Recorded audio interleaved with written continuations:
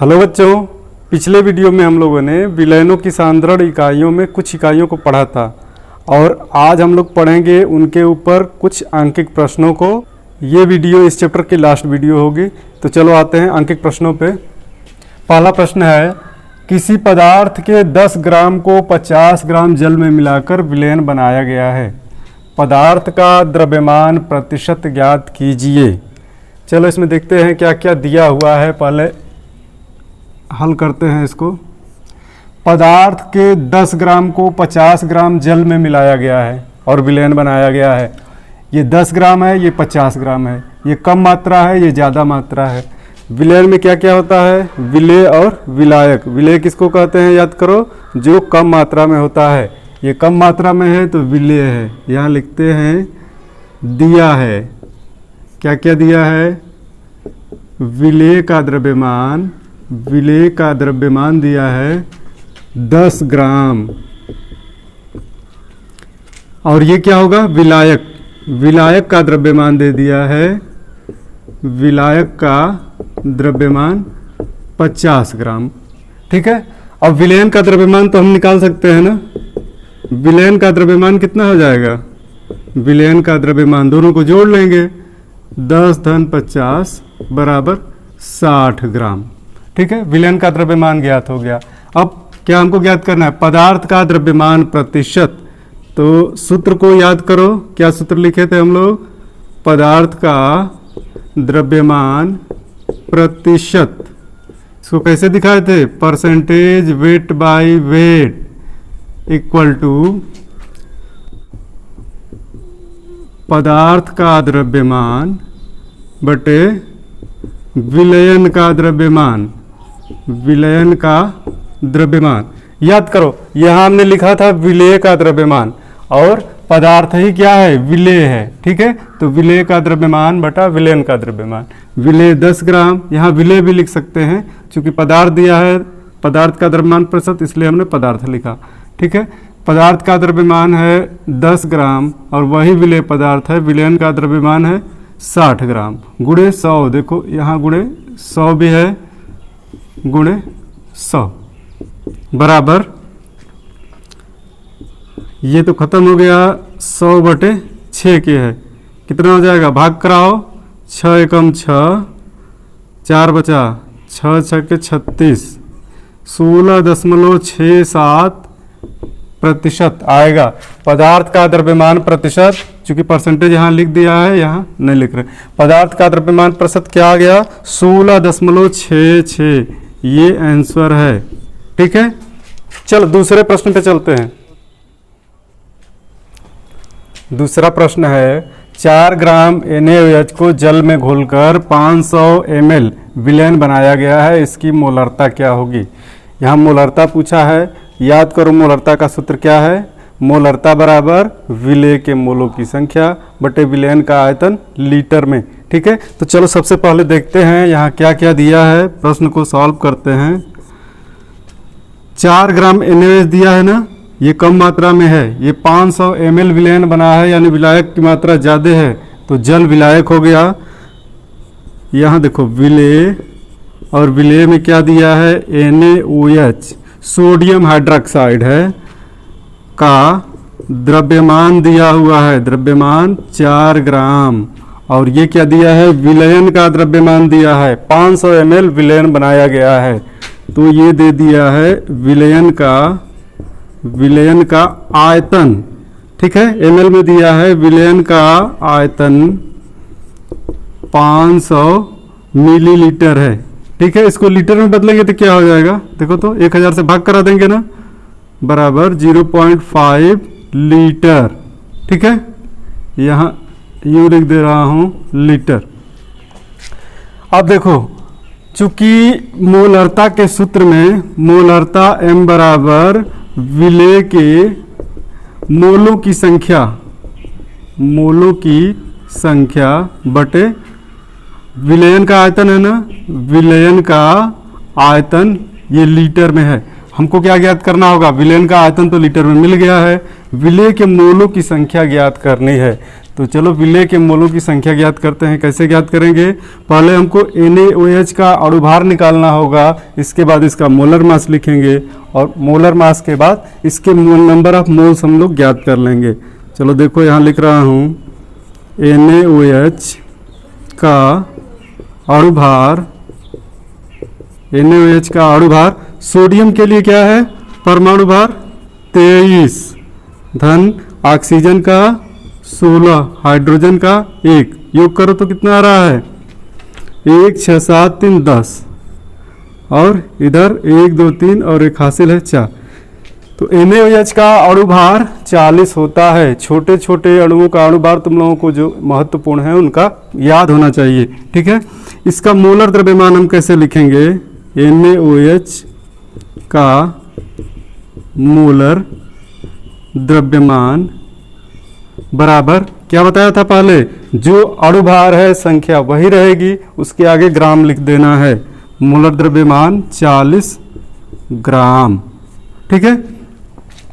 Molar द्रव्यमान हमको ज्ञात हो गया। अब मोलों की संख्या हम कैसे निकालते हैं? मोलों की संख्या किसकी निकाल रहे हैं? विलेय का निकाल रहे हैं। मोलों की संख्या n से दिखाते हैं ना, n बराबर यहां लिख दे रहा हूं विलेय के मोलों की संख्या। विलेय के मोलों की संख्या n बराबर इसका द्रव्यमान, द्रव्यमान बटे इसका मोलर द्रव्यमान, मोलर द्रव्यमान, ठीक है। अब द्रव्यमान देखो कितना दिया है? 4 ग्राम दिया है ना, 4, और मोलर द्रव्यमान 40 ग्राम है। कितना आ जाएगा? 0.1 मोल। ये मोलों की संख्या हो गई। अब तो हम निकाल लेंगे ना, इसलिए मोलरता, मोलरता पूछ रहा है तो मोलरता बराबर विलेय के मोलों की संख्या, विलेय के मोलों की संख्या बटे विलयन का आयतन, विलयन का आयतन, और यह किसमें होता है? लीटर में, ठीक है। अब यहाँ लिख दो, मान भर दो। विलेय के मोलों की संख्या हमको मिल गई है 0.1 और आयतन इसका कितना निकाले हम लोग? आयतन हम लोग निकाले हैं 0.5 लीटर, 0.5। यहाँ से क्या मिल जाएगा? 1/5 मिल रहा है ना, भाग दो 0.2। ये क्या निकाले हम लोग? मोलरता को निकाले। और मोलरता का मात्रक क्या होता है? मोल प्रति लीटर, ठीक है। यही आंसर है इस क्वेश्चन के लिए। विलयन की मोलरता आ गई है m = 0.2 मोल प्रति लीटर। ये आंसर है, ठीक है। चलो अब तीसरे प्रश्न पे चलते हैं। तीसरा प्रश्न है शुद्ध जल की मोलरता क्या होती है? तो बच्चों ये प्रश्न कंपटीशन में भी बहुत बार पूछा जाता है कि शुद्ध जल की मोलरता कितनी होती है। यहाँ हम देख रहे हैं कि शुद्ध जल की मोलरता, यहाँ विलेय विलायक तो दिख ही नहीं रहा है कि विलेय क्या है और विलायक क्या है, और ऐसे में बच्चे बहुत कंफ्यूज हो जाते हैं कि न विलेय है न विलायक है, फिर मोलरता कहाँ से निकलेगी। तो मोलरता को याद करो। मोलरता का मात्रक क्या होता है? मोल प्रति लीटर। यहाँ प्रश्न में ये आशय है कि 1 लीटर जल में जल के कितने मोल उपस्थित हैं, यही हमको इस प्रश्न में ज्ञात करना है। 1 लीटर जल में जल के कितने मोल उपस्थित हैं। चूंकि मोलरता का मात्रक क्या होता है? मोलरता का मात्रक मोल प्रति लीटर होता है। तो यहाँ हम क्या देखेंगे कि 1 लीटर जल में उसके कितने मोल उपस्थित हैं, यही हम लोगों को निकालना है। चलो सॉल्व करते हैं इसको। जल का अणुभार कितना होता है? जल का अणुभार 18 होता है। तो इसका मोलर द्रव्यमान कितना हो जाएगा? जल का मोलर द्रव्यमान, मोलर द्रव्यमान 18 ग्राम हो जाएगा, 18 ग्राम, ठीक है। हमको क्या करना होगा? 1 लीटर जल का द्रव्यमान ज्ञात करना होगा। तो 1 लीटर शुद्ध जल का द्रव्यमान 1 किलोग्राम होता है, और 1 किलोग्राम यानी 1000 ग्राम। यहाँ लिख लो 1 लीटर शुद्ध जल का द्रव्यमान, शुद्ध जल का द्रव्यमान बराबर 1000 ग्राम। ये कहाँ से आता है, देखो बता दे रहा हूँ। घनत्व बराबर होता है द्रव्यमान बटे आयतन। ये फार्मूला है, इसको नोट कर लेना, ठीक है। घनत्व बराबर द्रव्यमान बटे आयतन, तो यहाँ से द्रव्यमान तो हम निकाल सकते हैं ना। द्रव्यमान बराबर क्या होगा, घनत्व गुणे आयतन, ठीक है ना। शुद्ध जल का घनत्व 1 होता है, शुद्ध जल का घनत्व 1 होता है और इसका आयतन कितना है, 1 लीटर है, ठीक ना। तो इसका द्रव्यमान कितना हो जाएगा, गुणा कर दो, 1 किलोग्राम। द्रव्यमान हमको मिल जाएगा 1 किलोग्राम। यही बात यहाँ लिखे हैं हम। 1 लीटर शुद्ध जल का द्रव्यमान 1000 ग्राम या 1 किलोग्राम होता है, ठीक है। जल का मोलर द्रव्यमान 18 ग्राम है। 1 लीटर शुद्ध जल में 1000 ग्राम इसके उपस्थित हैं, ठीक ना। अब देखो यहाँ लिखो, चूंकि 18 ग्राम जल में, 18 ग्राम जल में मोलों की संख्या, मोलों की संख्या कितनी है, 1। यही इसका मोलर द्रव्यमान है, तो मोलों की संख्या 18 ग्राम में 1 हो गई। इसलिए 1000 ग्राम में हमको निकालना होगा। एक एक नियम से निकालो, पहले 1 ग्राम में निकालो 1/18, इसलिए 1000 ग्राम जल में मोलों की संख्या बराबर 1/18 गुणे 1000 और भाग करा दोगे 1000 में 18 से, तो मिल जाएगा 55.55, ठीक है। इस उत्तर को याद रखना, शुद्ध जल की मोलरता इतनी होती है। इस उत्तर को ही तुम लोग याद रखना। कभी कभी इस उत्तर की जगह 55.56 भी लिखा होता है। तो शुद्ध जल की मोलरता 55.55 मोल प्रति लीटर होती है। यहाँ लिख दे रहा हूँ, मोल प्रति लीटर, ये उत्तर है, ठीक है। तो चलो अब अगले प्रश्न पे आते हैं। अगला प्रश्न है, एथिल अल्कोहल व जल के एक विलयन में 46 ग्राम एथिल अल्कोहल व 36 ग्राम जल है। विलयन में जल व एथिल अल्कोहल के मोल अंश की गणना कीजिए। मोल अंश पूछा जा रहा है यहाँ। चलो शुरू करते हैं इसको सॉल्व करना। एथिल अल्कोहल व जल का विलयन है, तो एथिल अल्कोहल के लिए फार्मूला है C2H5OH। इसका सबसे पहले अणुभार ज्ञात कर लो। एथिल अल्कोहल का अणुभार कितना होता है, ज्ञात करो। तो जोड़ो यहाँ से, कार्बन का 12, 2 कार्बन है ना, तो 12 दूना 24 धन। हाइड्रोजन कितने हैं, 5 और 1 6 प्लस ऑक्सीजन 1 है और इसका 16 होता है। इसका अणुभार कितना हो गया, 6 6 12 4 16 और 1 1 2 2 4 46 हो गया। तो एथिल अल्कोहल का अणुभार होता है 46। इसका मोलर द्रव्यमान अगर हम लिखें तो कैसे लिखेंगे, C2H5OH का मोलर द्रव्यमान, मोलर द्रव्यमान क्या हो जाएगा, 46 ग्राम, ठीक है।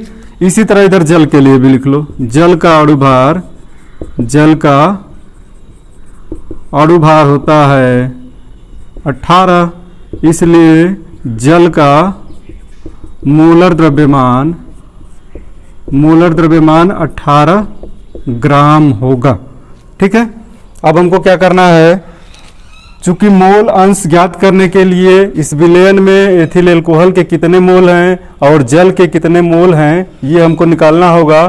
तो विलयन में 46 ग्राम एथिल अल्कोहल है, 46 ग्राम में कितने मोल होंगे, यहाँ निकालो। C2H5OH के मोलों की संख्या, मोलों की संख्या बराबर क्या होता है, मोलों की संख्या n बराबर इसका भार बटे अणुभार। 46 ग्राम दिया है, ठीक ना, 46 ग्राम दिया है भार, और इसका अणुभार भी कितना निकाले हम लोग, 46 ही निकाले हैं। तो मोलों की संख्या कितनी हो गई, 1 मोल। जल के मोलों की संख्या जरा निकालो। तो जल के मोलों की संख्या, मोलों की संख्या बराबर क्या होगा, इसका कुल द्रव्यमान दिया है 36 ग्राम और मोलर द्रव्यमान है 18 ग्राम। तो द्रव्यमान बटे मोलर द्रव्यमान, यहाँ 2 मोल है, ठीक है। चलो देखो, एथिल अल्कोहल के 1 मोल और जल के 2 मोल उपस्थित हैं इस विलयन में। अब हमको मोल अंश की गणना करनी है एथिल अल्कोहल और जल के। निकालो एथिल अल्कोहल का मोल अंश, एथिल अल्कोहल का मोल अंश बराबर क्या हो जाएगा, एथिल अल्कोहल के मोलों की संख्या बटे विलयन में कुल मोलों की संख्या। सूत्र याद करो, एथिल अल्कोहल के जिस घटक का मोल अंश निकालना होता है उसके मोलों की संख्या, हम एथिल अल्कोहल का निकाल रहे हैं, तो एथिल अल्कोहल के मोलों की संख्या बटे विलयन में कुल मोलों की संख्या होती है, विलयन में कुल मोलों की संख्या, ये सूत्र था। ठीक है, अब यहाँ से देखो एथिल अल्कोहल के कितने मोल हैं, एथिल अल्कोहल का मोल निकाल लिए हम लोग 1 मोल, और कुल मोल के कौन कौन से हैं, देखो 1 मोल एथिल अल्कोहल का, 2 मोल जल का, तो कुल मोल हैं 1 + 2, 3 मोल, 1/3 उत्तर आ रहा है। इसको भाग कराओ, 3 के 9 क्या हो गया, एथिल अल्कोहल का मोल अंश 0.33। इसी तरह से इधर जल का मोल अंश निकालो, तो जल का मोल अंश बराबर जल के मोलों की संख्या 2 है बटे विलयन में कुल मोलों की संख्या 1/2, ये 2/3 हो गया। इसको सॉल्व करो, कितना आ जाएगा 0.67। ठीक है, एक बात याद रखो, किसी भी विलयन में कुल मोल अंश अगर हम जोड़ दें तो 1 के बराबर होता है। जरा यहाँ जोड़ के देखो तो कुल मोल अंश 1 के बराबर है कि नहीं, कुल मोल अंश N1 + N2 0.33 + 0.67 1 आ जा रहा है। तो विलयन में, किसी भी विलयन में कुल मोल अंश 1 के बराबर होते हैं। ठीक है, चलो नेक्स्ट प्रश्न पे चलते हैं।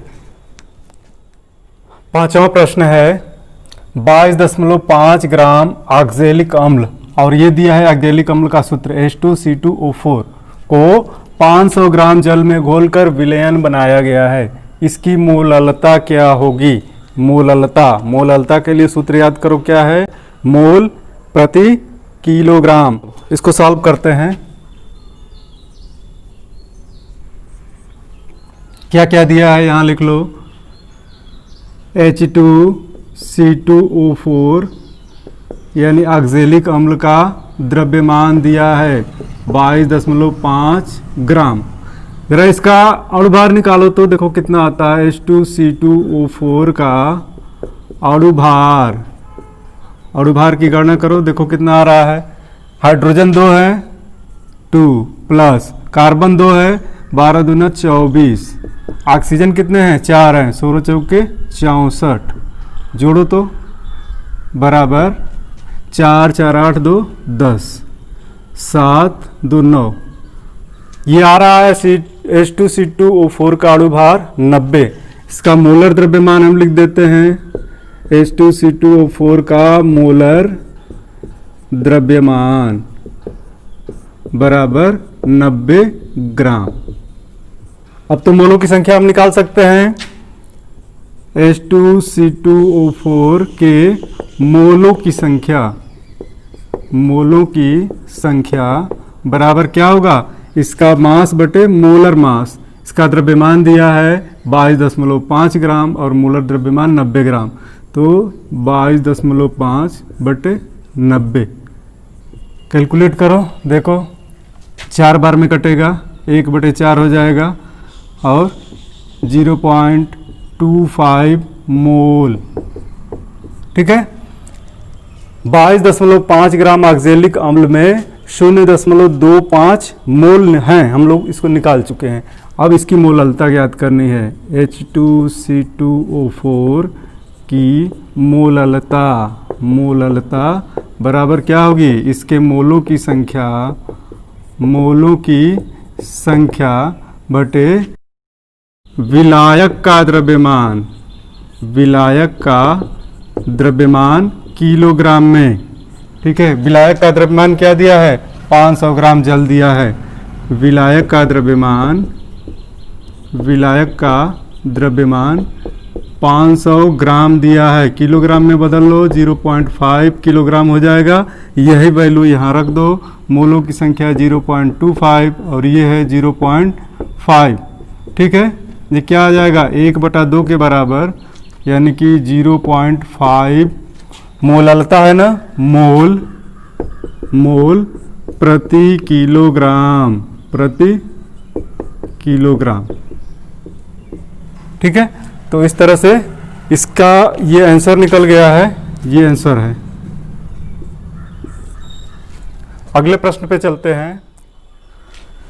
H2SO4 के 1 लीटर विलयन में 49 ग्राम H2SO4 घुला है। इसकी मोलरता व नॉर्मलता ज्ञात कीजिए।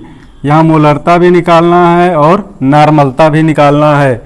49 ग्राम H2SO4 घुला है 1 लीटर विलयन में, तो शेष क्या होगा? शेष उसमें जल होगा। जल में 49 ग्राम H2SO4 घुला है। तो चलो इसको सॉल्व करते हैं हम लोग।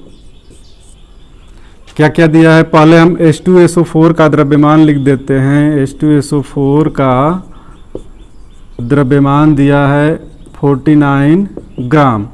इसका अणु भार निकालो तो क्या होगा? H2SO4 का अणु भार कितना होगा? जरा जोड़ो। हाइड्रोजन का 2, सल्फर का होता है परमाणु भार 32 और ऑक्सीजन 4 है, तो 16 चौके 64। सबको जोड़ लो। 4 2 6 2 8 और 6 3 9। इसका अणु भार होता है 98। मोलर द्रव्यमान हम लिख दें। H2SO4 का मोलर द्रव्यमान बराबर 98 ग्राम। ठीक है, अब हमको क्या करना है? मोलरता ज्ञात करना है, तो मोलों की संख्या निकालनी होगी। 49 ग्राम H2SO4 में कितने मोल्स हैं? तो यहाँ से निकाल लो। इसलिए H2SO4 के मोलों की संख्या विलयन में इसके कितने मोल्स हैं?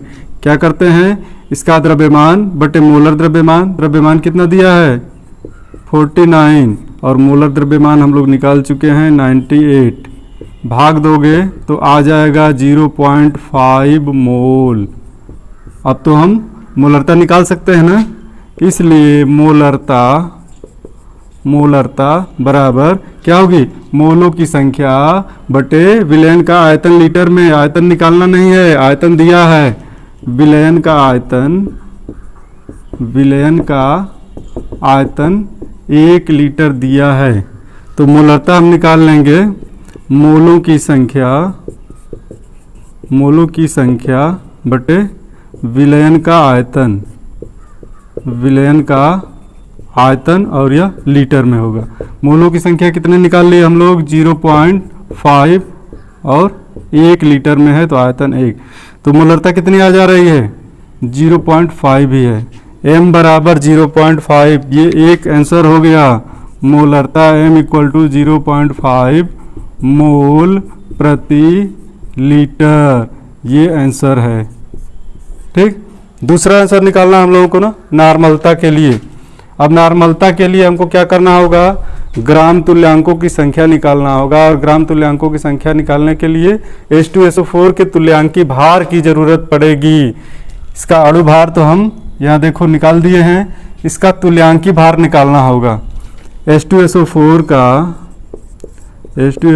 का तुल्यांकी भार बराबर, यह एक चीज का ध्यान दो, H2SO4 जब विलयन में वियोजित होता है तो 2 हाइड्रोजन आयन देता है और सल्फेट आयन। ठीक है, 2H plus SO4 double minus ion, ये हाइड्रोजन आयनों की संख्या है। ठीक है, किसी भी, ये अम्ल है ना, किसी भी अम्ल का तुल्यांकी भार निकालना होगा तो उसका अणु भार बटे उसके द्वारा विलयन में दिए गए हाइड्रोजन आयनों की संख्या, इसको n फैक्टर भी कहते हैं, n फैक्टर। तो H2SO4 के लिए यह n फैक्टर 2 है। तो हमको इसका तुल्यांकी भार निकालना होगा, तो क्या करेंगे, इसका अणु भार 98/2, ठीक है। H2SO4 का अणु भार बराबर, सॉरी H2SO4 का तुल्यांकी भार बराबर अणु भार बटे H प्लस आयनों की संख्या, कितने हाइड्रोजन आयन दे रहा है, 98/2, 2 हाइड्रोजन आयन दे रहा है। तो इसका तुल्यांकी भार हो जाएगा 49। अब हम नॉर्मलता निकालते हैं। H2SO4 की नॉर्मलता का सूत्र याद करो, इसके ग्राम तुल्यांकों की संख्या, ग्राम